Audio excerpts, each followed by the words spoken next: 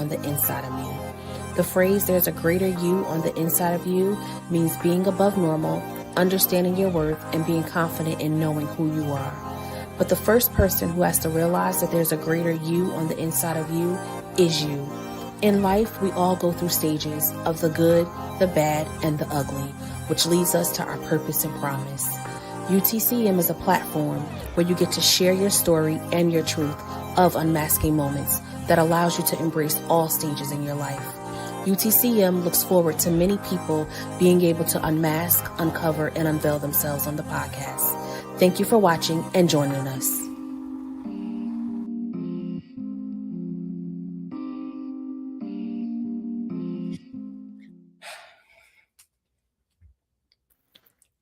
Hey, we are live. Hello. Hey, everybody. We live. We good. We can hear each other. We can see each other. All the technical difficulties are working. Yes. We in it. We ain't gotta worry about no distractions, no interruptions. We was just literally having our own podcast moment behind the scenes, behind stage, before we went live. But I am super excited. Hello everyone. Welcome again to UTCM season 6, episode 7. I'm excited to be back. I took a break last month, but I'm here. And I am here with Odaly. I'm super excited to have her. She is going to help us center with ourselves. That's going to be the word. Center with ourselves. She helped me even before getting on this live. She was a blessing to me. She doesn't even understand how much of a blessing she was to me. So I'm just grateful and thankful for your yes, first of all, for your willingness to show up on the platform. That goes right back to you. Thank you for reaching out. Thank you. So, I mean, congratulations on all the seasons that you have done, and taking breaks is part of that. And I think like continuing it, and I appreciate you for letting me come on your show. I love everything about the colors, the queen. I was like, I love your last name too. I'm like, yes, Bridges. We're bridging wellness, we're bridging community. Because you're touching people in the space that your platform is, and same in mine. So thank you so much for blessing me with your presence. I love it. So yeah, the people are gonna get to learn. Well, at least the people that I have on my side, in my community. I'm quite sure you have some people in your community that are gonna be watching too as well, right? Just continue to bridge that bridge of hope. Literally, like that is something that kind of came to me maybe a couple of months ago, right? Like, because I really had to, again, it's been this power of stillness and this power of pausing, which has allowed me to really learn who I am, learn what I want to do, learn what I desire for UTCM to be. So I really, and I felt like, me allowing myself to really sit with myself. I've learned that UTCM is, a bridge to hope, right? It is a space of, safety. And then it's a community of growth, right? So we can grow together. So, yeah. I am going to ask, even though I know, what is the UTCM? So UTCM stands for Unmasking the Covered Me. Right? Yeah. So I was covered for a long time. I was wearing an invisible mask. We all do, we gotta, sometimes we put it on, we're like, oh, wait, I wasn't wearing this anymore. I said I wouldn't, so. Yes. Oh my goodness. And you know what? This journey has been nothing but leaps and bounds, and hard times and good times. It's the good, the bad, and the ugly is what I call it. Right? It's the good and the bad and the ugly of what we call this journey of life. Right? That's just what it is, right? I went to a woman empowerment event on Saturday, and the theme was "She's Ready." right? Mm. And when I thought, when you think about that, well, at least for me, right? When you think about, oh, she's ready, like, yeah, I'm ready for my next move. Like, what's next? What I'm gonna do next, right? What I'm gonna start? I'm gonna write that book, or I'm gonna go back to school, right? And the pastor who, leads this whole event, she said, it's not about what's your next move. It's about when life gets hard, are you ready? Mm.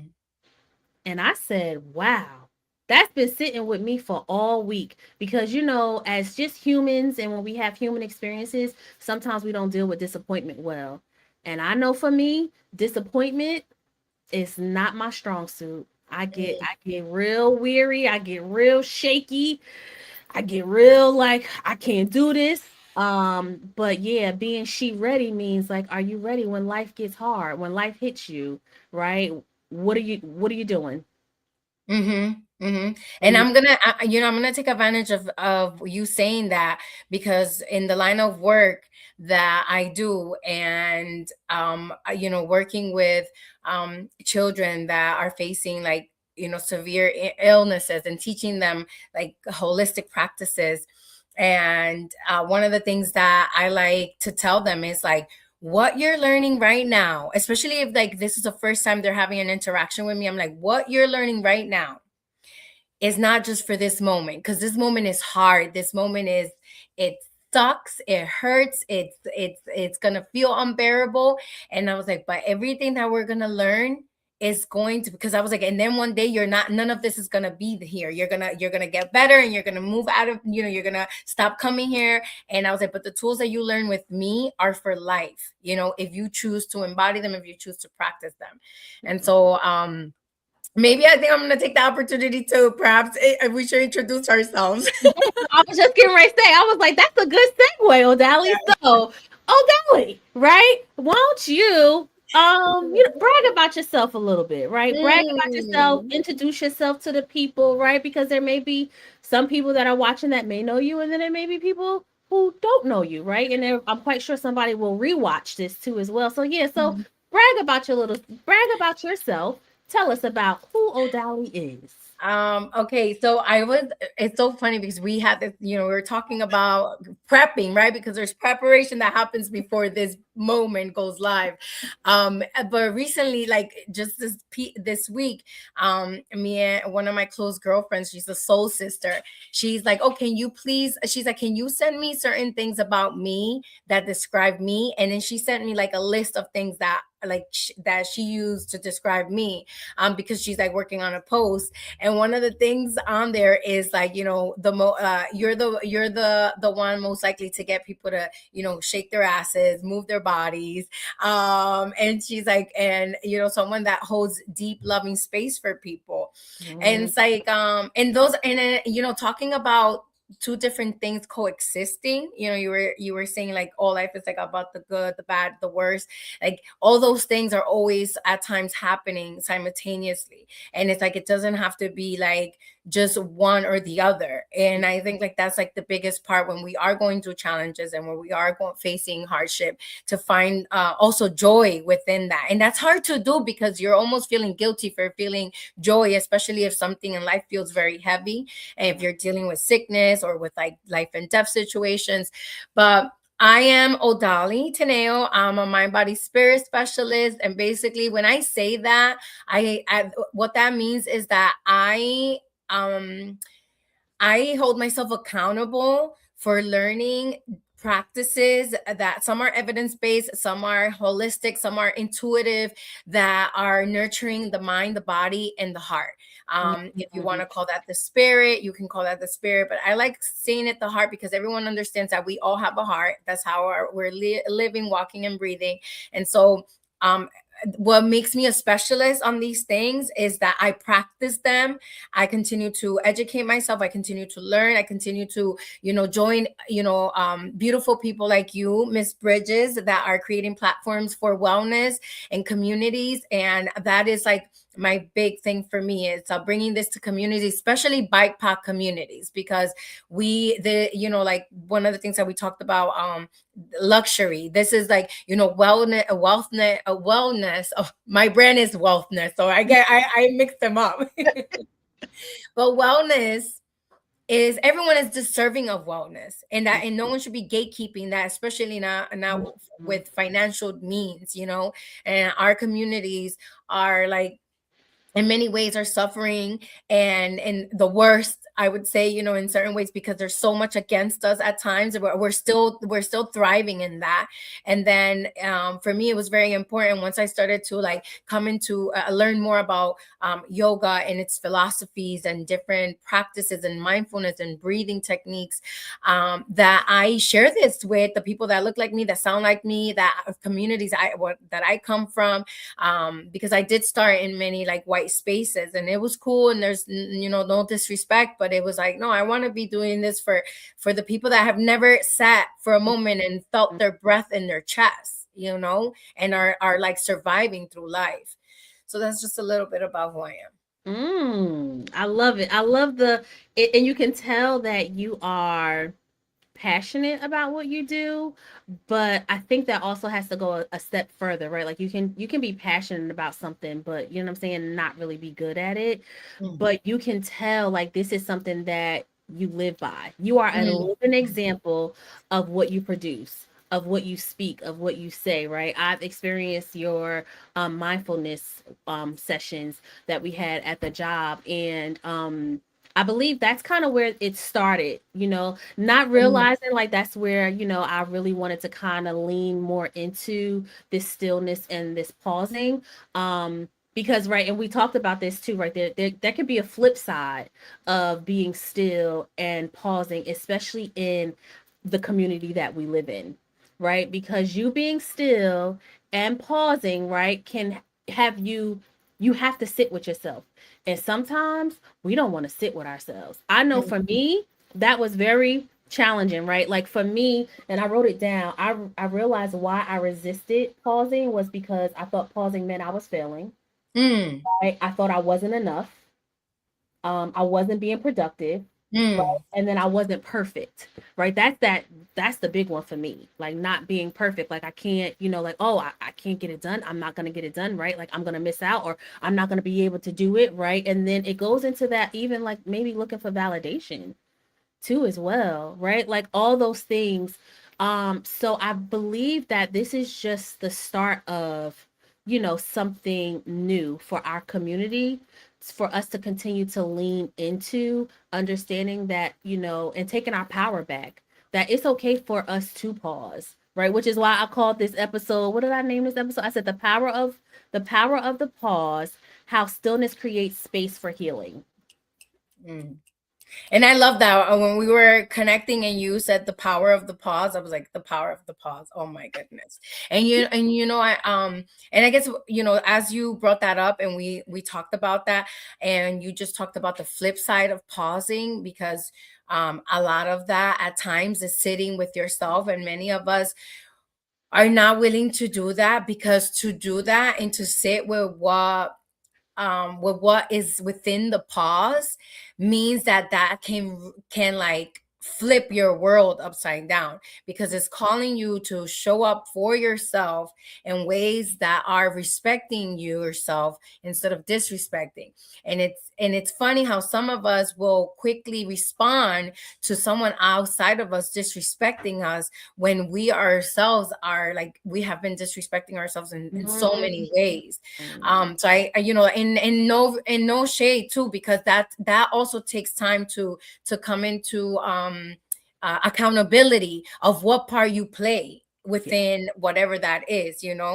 um but also, one thing that I have noticed about the power of the pause is that you can also use it to avoid, like Mhm. you can use pausing and to not take action into what is being asked of you. And at times when you're leading your life intuitively and connecting with yourself and connecting with higher power, that does not look like anybody else's path. It may be similar, extremely similar, but it's not like anyone's path. So in order for you to sit with the pause and first even come, okay, let me start practicing what that looks like, what does Right. that feel like, and understanding that we're not our thoughts, we're not our emotions, and Mm. seeing them as outside of ourselves, like something that we can sit literally and watch and observe ourselves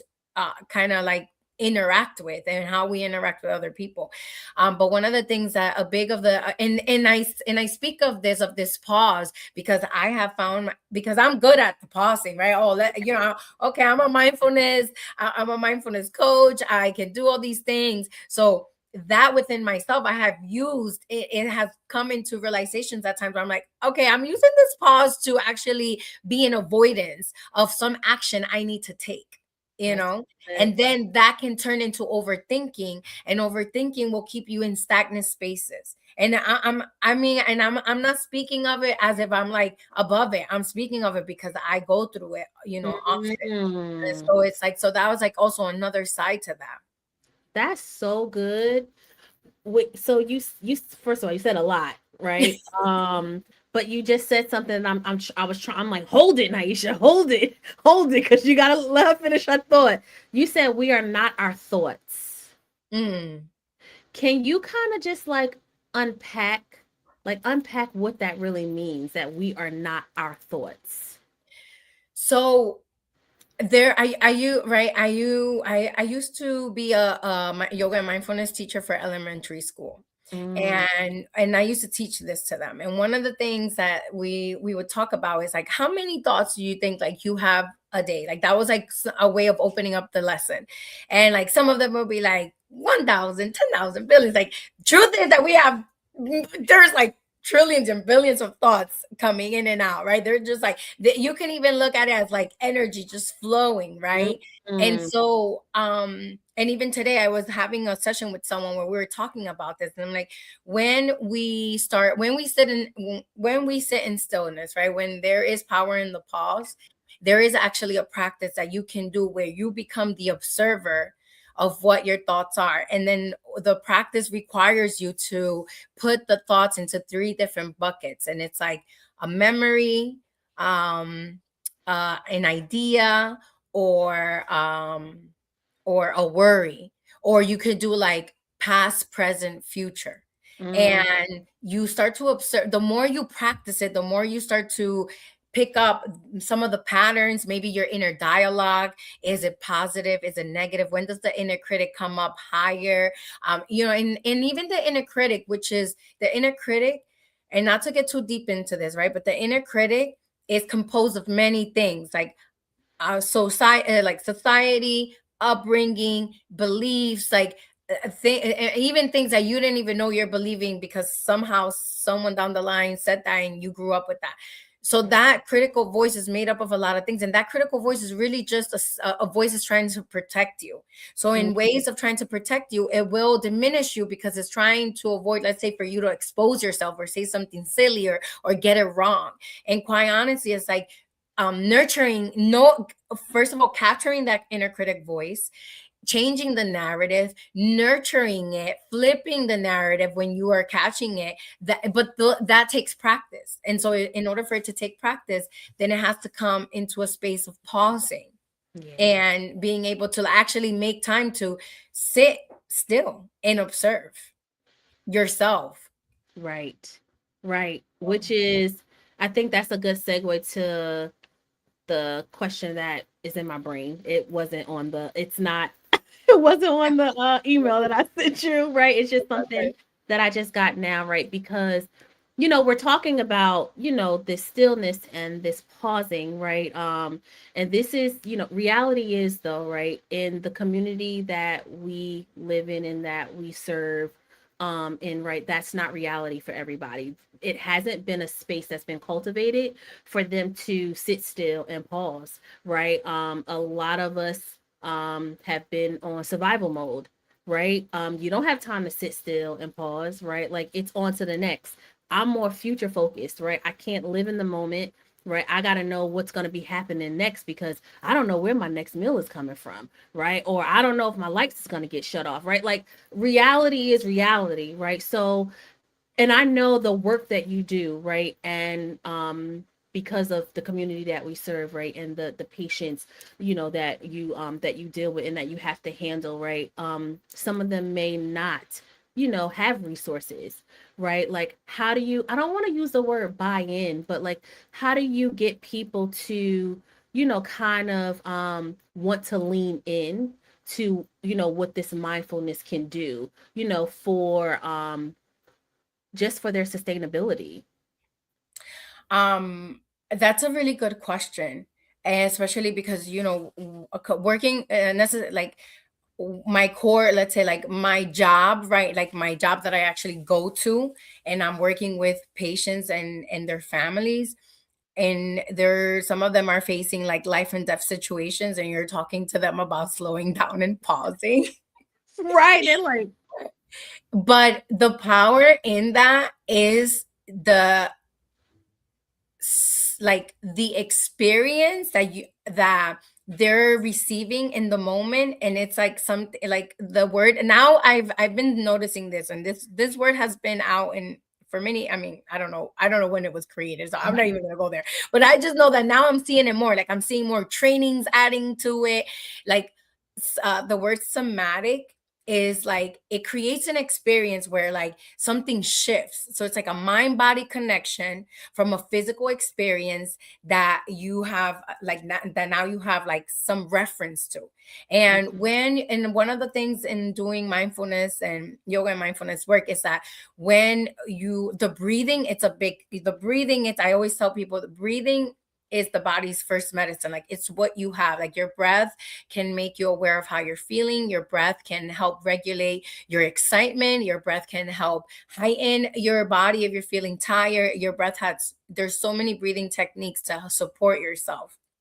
And so one of the first things is just most of the families, and let's say most of the people in our community, when we're talking about BIPOC communities, are already like operating from a very high stress survival space. And no one taught them to slow down and really feel what they're feeling, and connect with what their thoughts are, and empower themselves to like really empower themselves to think for themselves, and then be accountable for the decisions that they're making, no matter what the outcome is.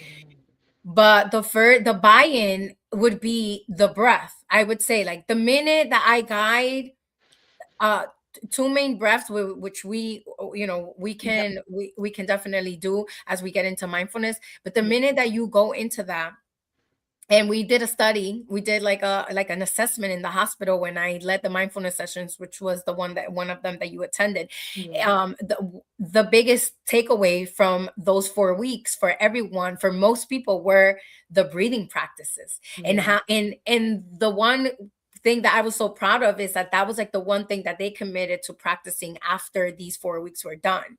And and that's what we want. Like, I'm not a gatekeeper of the tools. I'm doing the tools with you, and you do them, and then you apply them into your routines.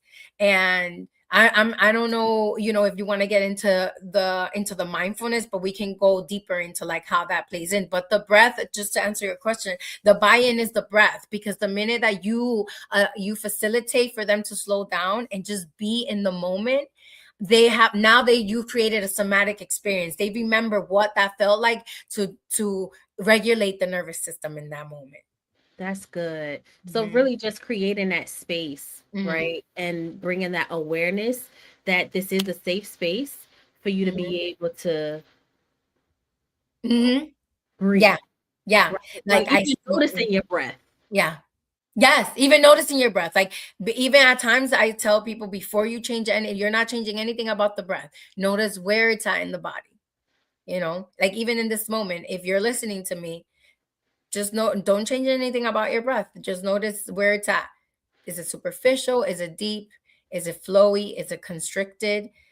Is one side stuffy? Is one side less, stuffy? Like, just notice where it's at. Now you just created an awareness, like that right there, of like noticing that. Yeah. Right. Yeah. Like, I would have never did that on my own, right? Like, because I'm so busy. Yeah. And that's the part, I think, like, when in doing this work and wanting to and putting out the practices, is that you know, something that you said earlier that I want to bring it back to is like you said, like the reality, of our situations, the reality of, you know, people wondering when it's going to be their next meal.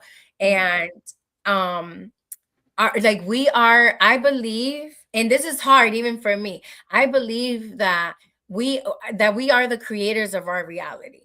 There's not, you know, there's not a lot of things we have control over, even though we do think so. But we are the creators of our reality. So if as much as I can stress about when is my next meal going to be, I can also change the narrative and trust that the meal is coming.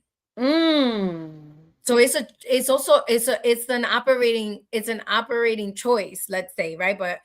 But for innately, right, the side that wants to protect you wants to worry because it wants to have some type of control of it. Come on, Odaly. Come on, it's the control. You can't be praising me because then I'll be like, like it's real though. Like that is like, you know, like we want to control. I know for me, like I want to control. Like I want all control. Like I don't want to. I can't even think the other way, because then that means that I would have to then relinquish control. Surrender. What? Yeah. Which is like surrendering can feel like grief. Like that. You don't want to go into that, because that's a whole, that you want to go into grief and loss, because that's a whole, because 100% when you surrender, think about it, most surrenderings, and if you're watching this, what does most surrenderings look like? You're like on the floor, I'm done.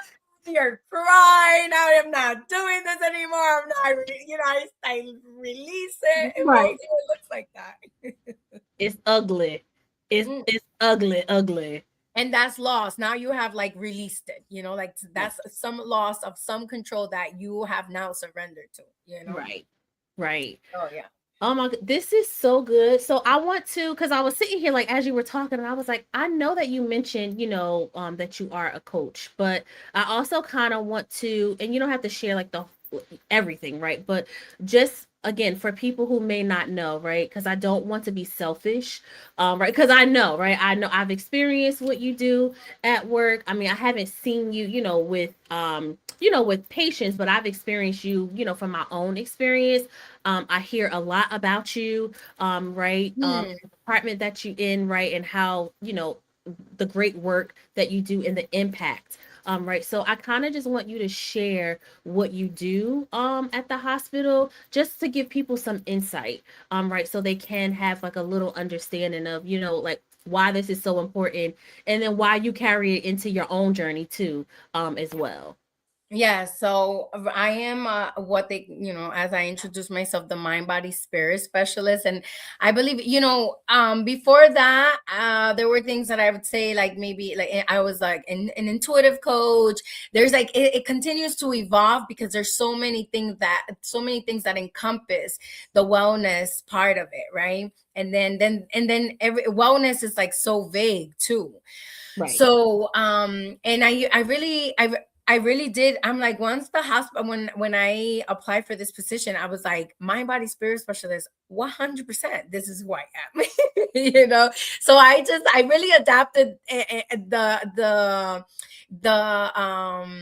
the title, you know, because it doesn't. I feel like it's simplicity, like that. It's practical, and some people get a little bit like some people like spirit. What does that mean? You know, like that can rub people the wrong way. But really, I always say spirit is just your heart. You know, like, yeah, just to give it like an actual space or place. Yeah. But I am the mind, body, spirit specialist for pediatric oncology, which is like basically I'm working with children and their families that are diagnosed with cancer or blood disorders. And I'm helping them through social and emotional tools to help regulate them through the journey of this hard process. And I am teaching them things like breathing, sound healing. I'm also certified in sound healing. I do sound healing, which was it's like, it's super funny walking around the hospital with my sound bowls. You know, people are like, what is that?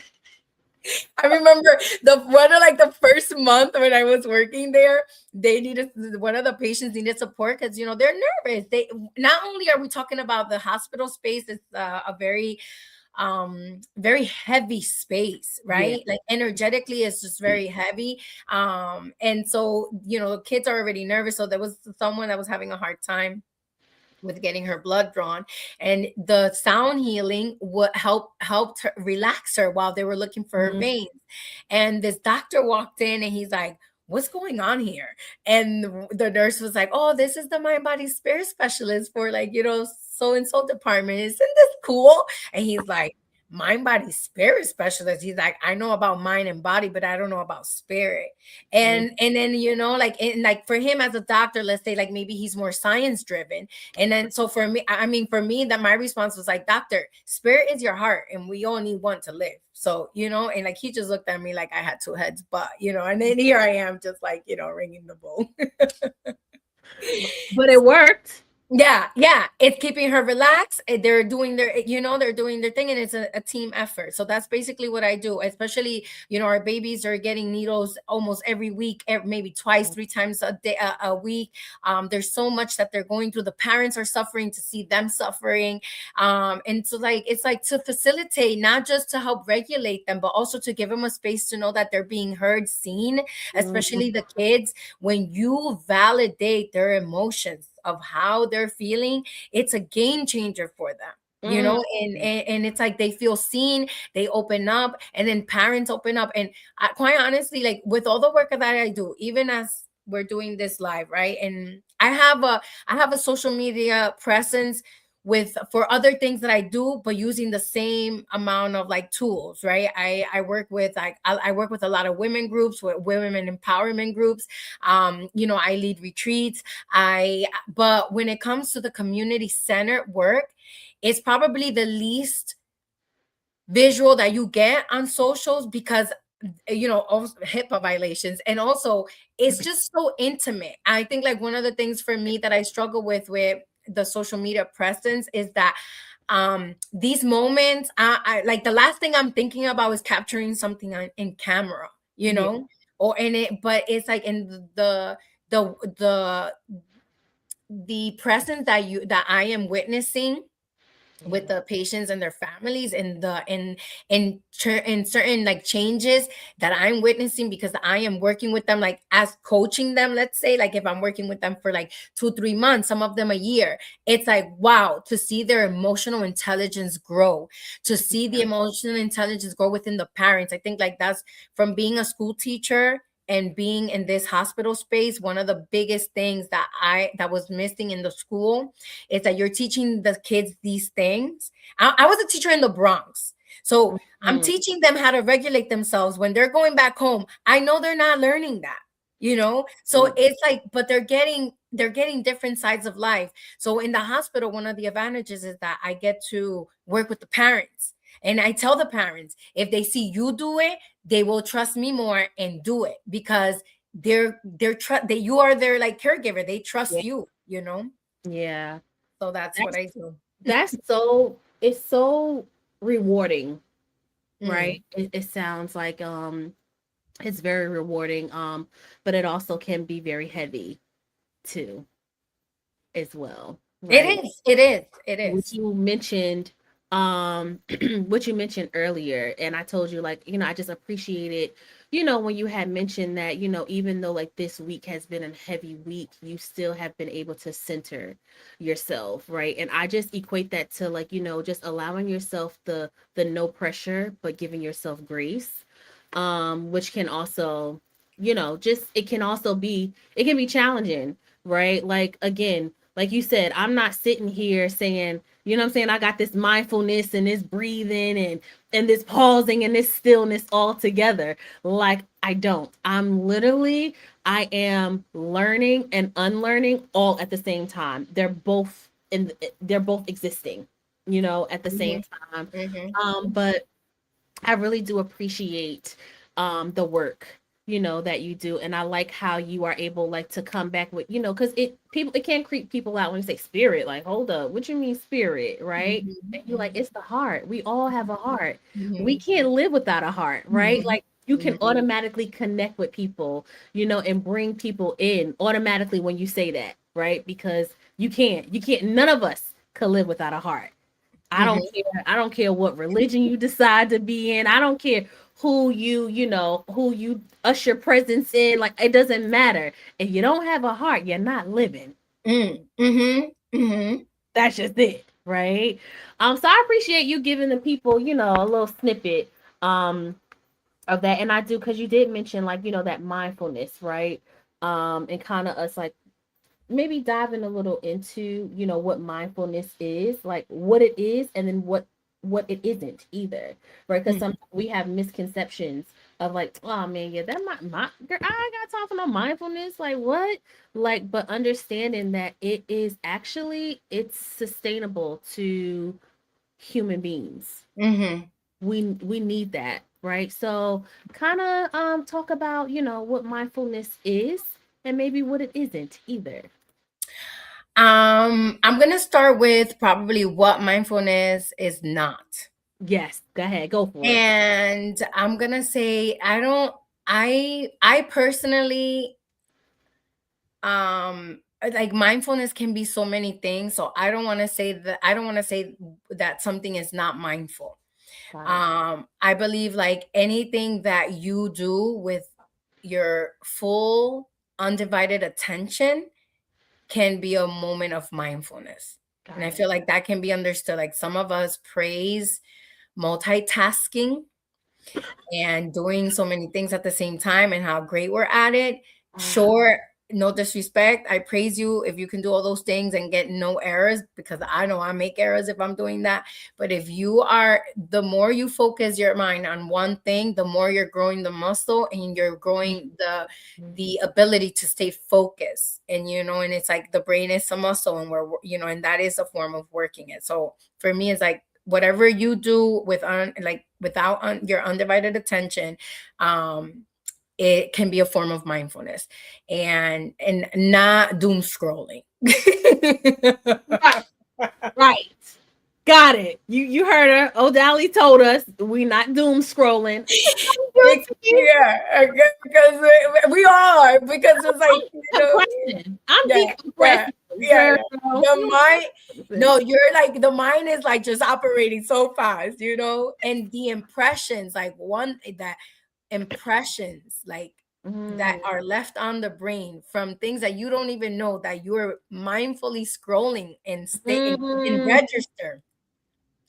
That's like a whole nother topic, because subconscious, that stays in the subconscious. But wow, so I will go into like how I like to open up my sessions when I'm teaching about mindfulness, because it's really, I like to keep it very simple. Like even as I teach mindfulness and yoga, like for me, one of the things that working with children has taught me, especially like as I introduce this to adults who have never been exposed to, like, let's say, slowing down, connecting with themselves, is that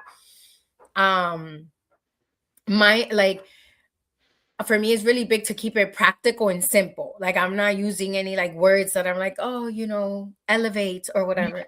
Keep it as super simple. So mindfulness, one of the definitions of mindfulness that I really love and that I always share, and I'm probably gonna forget the name of the author because it's not in my head right now, but it's the one that I use, is that mindfulness is being able to pay attention to your life right here, right now, with kindness and curiosity. It's like paying attention to your life right here, right now, with kindness and curiosity. And if you take that and you really that can be your intention for a whole week, for a whole month. Like mindfulness is the ability to pay attention to right here, right now. How many of us are right here, right now? Some of our, I mean, you shared how you're always thinking, like some of us like, oh, the future, right? Like how am I gonna get this? So we're either like somewhere in the future, somewhere in the past, somewhere in the present, trying to figure out the future or the past. So like, the thoughts is thoughting. Yeah, the thoughts are thoughting. That's good. Yes. And so that's right. That's that. And then the three main C's, like the letter C, that I like to go through and run quickly is that the first C is curiosity, keeping open mind and a sense of wonder with everything. And I think this one's really important because I can say that, oh yeah, keep a sense of wonder, but no, really, as an adult, when you have been through experiences and you think you know things, because we all think we know things, and we do know things, you know, like we are where we are because of things that we have learned, life experiences. But when we are facing new experiences, every day is a new day, and some experiences may look similar, and you're operating from a past behavior in something, a new situation, you might be like missing out on an opportunity to grow, you know, because you already fixed your mind on what you think you know. And so that leads me into the compassionate part. So compassion really is about, how do you describe compassion for yourself? What does that mean to you? How do you show compassion to yourself? What does that word compassion even mean to you? And how do you demonstrate compassion to yourself? Because if you don't know what that means for yourself and you're not showing that to yourself, then it's going to be even more challenging. And I think this is why in our society, even now more than ever, where we have such a, I feel like the culture can be so like separate, right? There's like, or some are together, some are very separate. It's like, what preconceived thoughts do you have, or judgments about a group of people or about someone that don't fit into your ideals of them? You're not showing compassion if you're operating from a space of judgment. You're not and then when we can stay open to the preconceived ideas. Did I lose you, Naisha? Well, I don't know if you guys can see me. I'm gonna keep talking. Let's see until she comes back. I'm not sure what happened. But we were in compassion. So once you learn to identify what compassion is for you and notice your preconceived thoughts or ideas or judgments about someone or groups, and release them and meet them with compassion and love, with kindness and love, then you are starting to embody I'm the back. compassion. Yeah, you're good. I was like, I kept going. Yes, good. Keep Okay, going. yeah. Yeah, no. So I was just saying, with the compassion, it's like once we learn to identify what compassion is, once we learn to understand our like notice our preconceived thoughts and meet them with kindness and love, then first with ourselves, then we can show that outwardly. It's not, if we're not showing that with ourselves first, I feel like it's hard to know what that's going to look like and show someone that, if you're not doing it with yourself first. And then the last C is calming. And when we talk about calming, it's not about I'm staying calm and I'm doing these practices and I'm calm. No, and I told you that this is like the part where we were gonna get into. So we were talking because Miss Bridges asked me, like, we did a little mindfulness, a little breathing before we started, and she's like, oh, I was like, why can I create this for myself? Why, I like, it's like I need you almost in a sense to like lead it. One is a different experience. It always feels nice when you're being led. That's just like, hands, even for me, right? Like, it's always nice when you're being led. But calming really steps into when you are, and I'm gonna take a moment. Okay. When we are respecting ourselves enough, we create a practice that's ritual to our well-being, that we practice every day. Every day. We make a time for it. We practice it every day. We practice it motivated. We practice it unmotivated. We practice it when we feel like it. We practice it when we don't feel like it. Every day, whatever that is, whether that's 5 minutes or 10 minutes. But when you are respecting your time and your space and your well-being, you start to create a ritual. And when you create that ritual, that becomes a pattern for you to now regulate yourself in different ways. And what I recommend in doing that and creating whatever that looks like is that to create maybe like 2 or 3 practices that you're doing, No more than that. Maybe 5 minutes to start off with, whether that's a breath, whether that's a mindfulness practice, whether that's journaling, but commit to it. And once you commit to it, making it a ritual, Yeah. the discipline then naturally will come, because when you don't do it, let's say you do it for like a whole month and then you stop doing it, then you're like, oh wait, something's missing.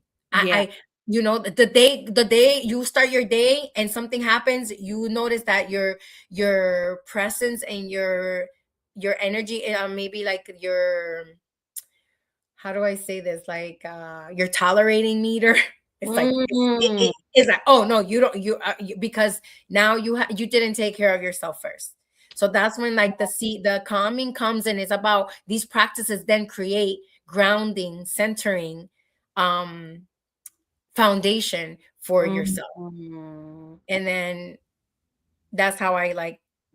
I don't know if I simplified it. I think like maybe I got lost in the sauce when I lost you, but that was No, it. it's okay because you said it was the 3 C's? Yeah. Curiosity, compassion, and calmness. So I just really right, yeah, I know we lost each other, but that's okay. We came back. But when you were talking, right, it kind of just reminded me of like this whole like wellness and mindfulness and healing journey, right? Um it's all about you being a better you for you. Mm, Um and I realized, right, because I had did therapy, for like almost 3 years. And I realized it was just this time around when I restarted therapy again, I realized that I had been doing therapy for everybody else. Right? mm, I wanted everybody else. So I'm in therapy because I want everybody else to be better, never focusing on me. So mm, I'm just now like I just got the revelation that, mm, at the end of the day, like if you really, really want to heal or begin your healing journey, because ing always means ongoing. It's a continuation. It never stops. It never ends. But if you decide and you make a decision that this is what you want, right? It automatically makes you better for you, so then you can then be better for others, and then you don't have to pour from an empty cup. I think that's what all of what you were saying to me, like it's resonating with me, right? Because I got to be better for me, or I have to at least be able to I have to be compassionate to myself. I have to be curious enough for myself, right? For myself, in order for anybody else that's connected to me to be able to start, you know what I'm saying, to do whatever they need to do. what you said is like period. Because and let me tell you something. You and not even like, and the way you are. Who says this? You're a walking revelation. Yeah, like we really are. Like we don't need. We can use our words. We can use our stories, and storytelling is so powerful, right? To like testify what we've been through and our journeys, which is very important. But nothing speaks louder than the way that you're living your life. And I'm not saying that you start embodying all this wellness thing, practices, and you're no longer, now you're immune to challenges and you're immune to stressors. Like no, like oh no, there's layers to it. Come Like on. once you create some foundation, oh, life will come at you even more. And then I love that you said the ing. It's like a progression, because that's what healing is. And for me this year, something that I have learned is that um there's many things that I have like, okay, this I'm better at this, right? Like the healing has happened in a lot of things. Oh, but wait, when you are met with scenarios or situations that reveal once again what you believed is healed, then you're really, are you about what you committed to practicing, and all the internal undoing that you did, because now you're actually put into the practice of it in your reality. right? Now it's like you did the inner work. Now some time passes by, you're good, you're thriving, you're put in a space where now, oh, the healing is being challenged. Are you really healed from this? And I say this in ways like falling in love. Like, think about how many of us, this is like how it was for me. It's like I had like a revelation this year where it's like, oh my goodness, like my boundaries were limits I was putting on myself, and in closing off to receiving love. And I'm like, how I am a practitioner of this. Like, this is all I foster. How is it that I am gatekeeping receiving love? Mm. And it was because I had to sit with, like, oh, there was injuries that I have healed from, but are now being brought up because now life is asking me, do I trust enough to do it again? To open up to a new experience that feels so familiar, that I think I know what it's gonna look like or the ending's gonna be. Odaly, I'm getting ready to run around this living room, okay? But that's how I was too. It was mind blowing to me. Like, like I'm over here, like, no, these are my boundaries, and this is how I do this. And then, like, it was like, no. Oh, really? Let's test it. Yeah. Let's Yeah. see. Yeah. And then like I had to sit with myself and be like honest with myself. I'm like, oh, part of healing is also, guess what? Doing it again. Are you willing to open up your heart and know that you're risking to be hurt once again? And then it's like, Mm. and I started to think to myself, then what's the purpose if I don't do that? And what's the purpose of me living if I'm protecting myself from receiving love? Because I'm Mm. afraid of being hurt. And that's what any relationship. Yeah, like, that's not just romantic. That's what any relationship, that's what friendships, family, anything. Like, can I trust? Can I let go of what I said I did and I worked on, and receive this new, like, in this new era that I am in my life? So that That's so good. it's just the different layers of it. That's so good. Like, can we really? I'm just trying to think because my spiritual father, he had said something. Shout out to Apostle Jeffrey. He had said something in one of his sermons on a Sunday, and I can't remember, but it was just talking about, like, can you trust yourself? I can't remember. I'm hoping I'll be able to, hopefully I'll be able to find. I think I took down notes, but it was kind of like speaking to what you're speaking to, right? Like, just being able to do you really trust yourself enough? Right? Mm. And I know I wrote in my book, I had wrote, Naisha, I trust you. And I realized Mm. that, right, like, okay, in when I wrote that, right, I was in a space of, yes, I was trusting myself, right? But you, like you said, then I was tested what I was professing. Mm. Mm.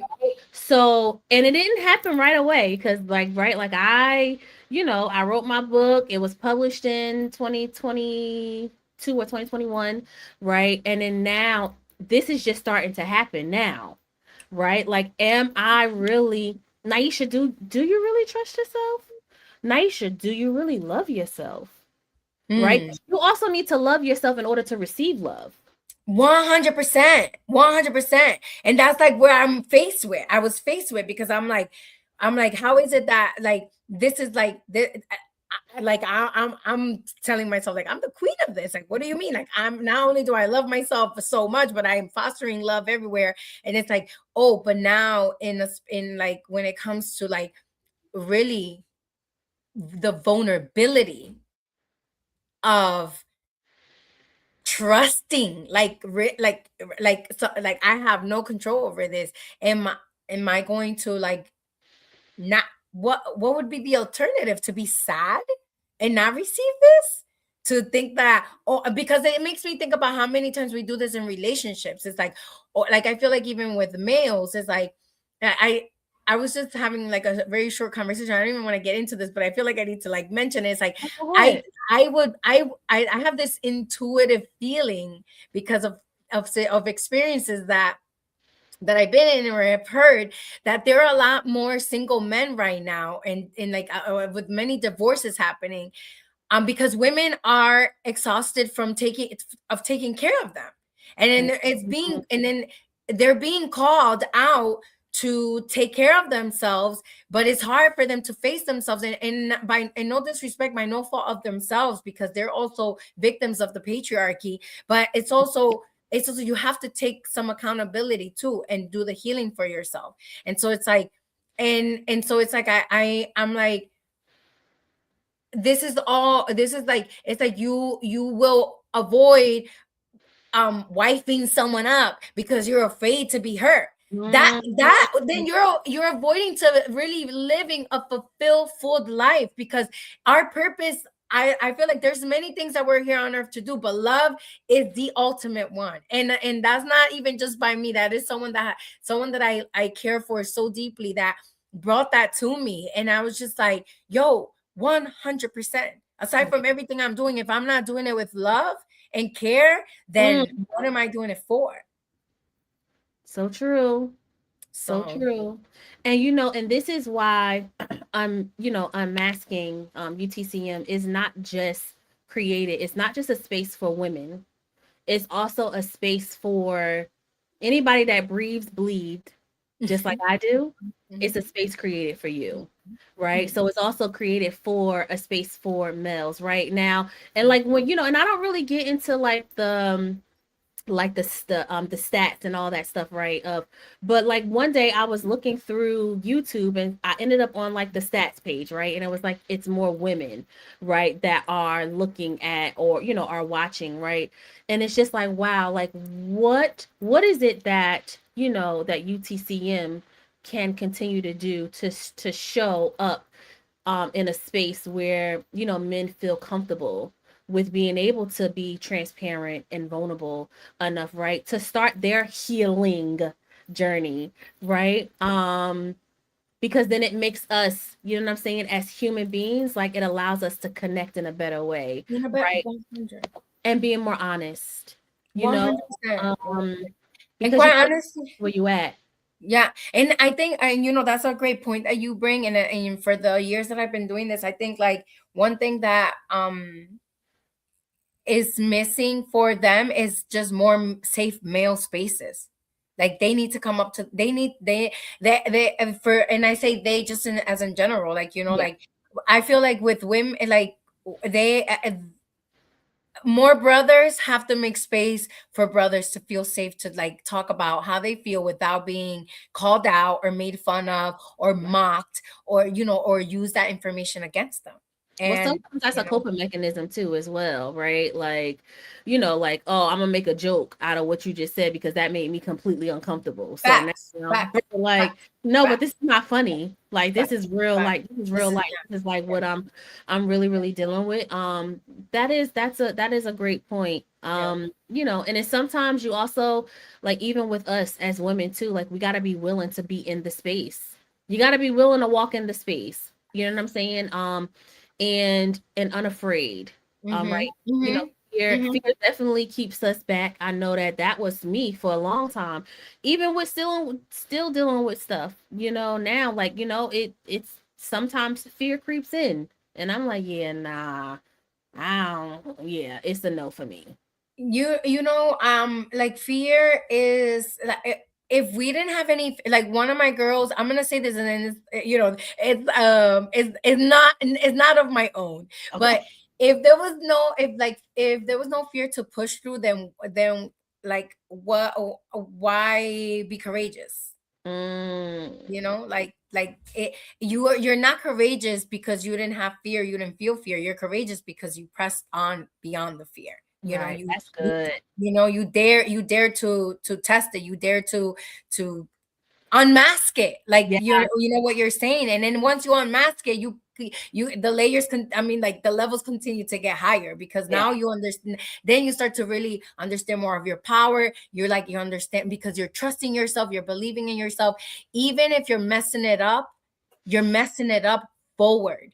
You tried it, you learned from it, and then you keep pressing forward. And one of the reasons where many of us are not daring to test our power, our divine right power of Mm, like moving in purpose with our lives, is because of that. It's because like we're afraid, but really we're afraid to like even dare. And I say that because I there's parts before this moment of me having this moment with you, there was so much fear. Like there was an right. Odaly that was not being social, or that was not exposing herself on social media, or being authentic about her story, or Right. for whatever reason, because I was wearing masks. But Right. there's but some of those masks, some of those fears I've overcome, and now it's put me here. That doesn't mean I no longer have any fears. That just means that there's other layers. It's like a video game to life. Now I'm at another layer. Yeah. So So good. Oh my goodness, Odaly. This was nothing but amazing. I like it. The time always goes by, I you know. know. It always goes by so fast. But I do want people to be able to just experience what I experienced before we Mm. got on. Right. So if we can just do, just Yeah. the 2 minutes like we did before I got on, so people can kind of maybe begin to, lean into doing their own work. I definitely want people to be able to connect with you, in a way. So if anybody wants to connect with you, how can they reach out to you if they wanted to. Sure. Yeah. My Instagram handle is OT Wealthness, WEALTH. So like wealth and NESS. Oh, nice. Okay. So OT Wealthness. And I have my website, odalytineo.com. That was easy as my name, or easy, if you're seeing it on the screen. And yeah, we'll get into so yeah, you can connect, or you can email, you can shoot sign up for like newsletters right on the website, or Instagram is always, I'm very active on it, or Facebook as well, the OT Wealthness page. Okay, so you know what? Text me all your handles and your website, and then I'll make sure that I'll put it on YouTube, both on Yeah, YouTube and when you post Facebook too. it. Yeah. Mm-hmm. Okay, yeah. I'll put it. So we're going to, but before we go into this mindful, because I want us, once we finish, I want to end the live, right? If you can, just give an encouraging word to, someone who is watching, what would that word be? One word. It could be a word, it could be a phrase, something just to uplift somebody's spirit, right? That may be, wanting to lean into this space, but may not have some hesitations about it. Like, what would your encouragement be to that person?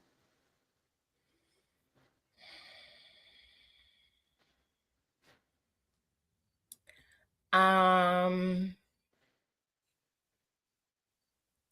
I'm gonna say that